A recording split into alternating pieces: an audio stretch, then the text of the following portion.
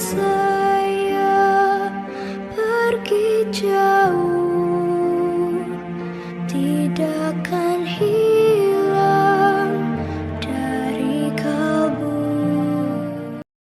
Setelah G30 meletus, TNI langsung bergerak untuk menumpas PKI. Operasi besar pertama dipimpin oleh Jenderal Soeharto bersama pasukan Angkatan Darat. Ia mengkoordinasikan langkah-langkah strategis untuk menangkap elemen-elemen PKI. Operasi penumpasan ini tak hanya dilakukan di Jakarta, tapi juga menyebar ke berbagai wilayah Jawa Tengah dan Jawa Timur.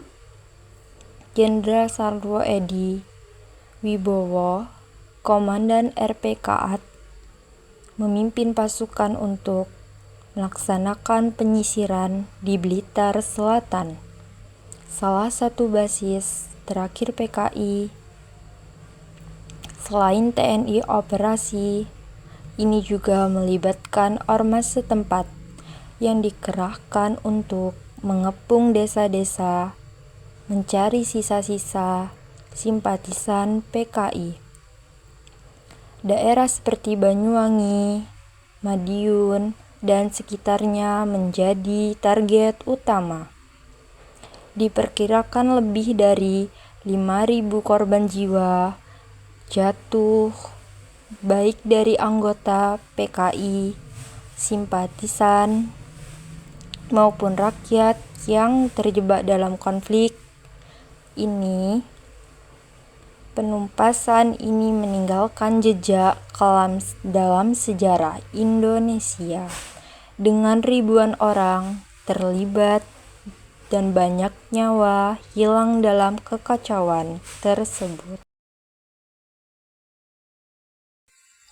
Pasca peristiwa G30S PKI, terjadi kehancuran struktur keamanan negara Indonesia.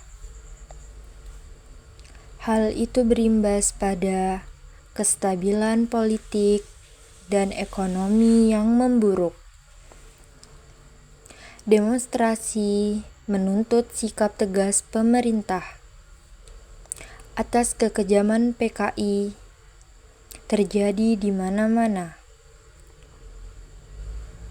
Hal itu memicu TNI dan organisasi masyarakat bekerja sama dalam melakukan sweeping terhadap unsur-unsur PKI dan simpatisannya, pemusnahan kepada para simpatisan dan struktural PKI.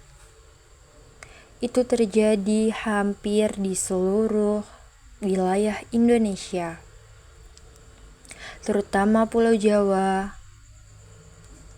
Bali, dan Sumatera.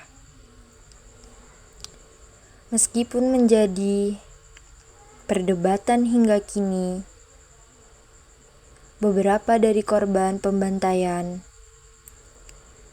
itu bukanlah simpatisan PKI. Aksi sweeping dan pemusnahan pada simpatisan PKI itu terjadi dalam waktu beberapa bulan. Tidak pasti berapa jumlah korban dalam tragedi itu. Namun peristiwa ini diyakini menjadi salah satu peristiwa pembantaian terbesar di abad 20. Menanggapi aksi Tritura atau Trituntutan Rakyat ini, pada tanggal 21 Februari 1966, Presiden Soekarno melakukan perombakan kabinet tetapi masih mengikutkan para simpatisan PKI. Kenyataan ini menyulut kembali mahasiswa untuk melakukan aksi unjuk rasa pada tanggal 24 Februari 1966.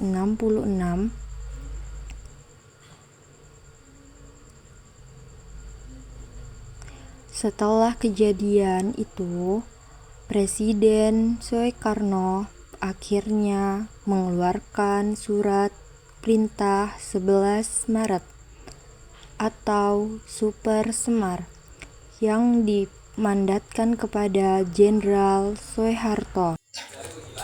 Pada tanggal 11 Maret 1966 terjadi aksi demo mahasiswa dan sekelompok pasukan tak dikenal tanpa atribut yang bergerak di Monas.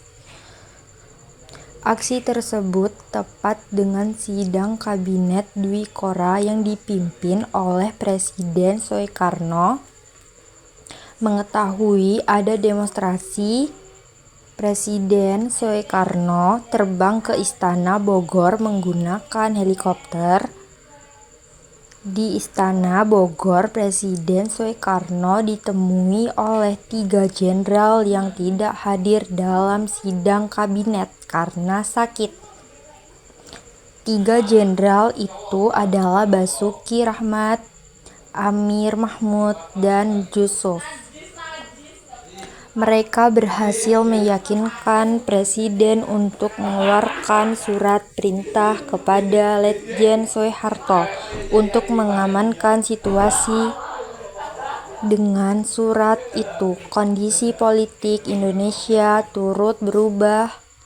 Tak sampai 24 jam, Letjen Soeharto berhasil membubarkan PKI, menangkap 15 menteri dan menyingkirkan orang-orang yang pro Soekarno.